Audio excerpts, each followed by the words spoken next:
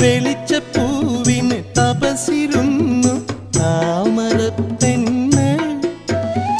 താമരപ്പെണ്ണിന് താലി പണിയാൻ താരകപ്പൊന്ന്.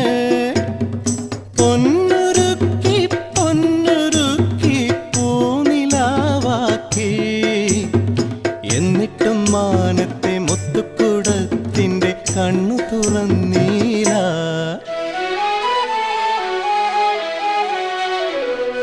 കറുത്തര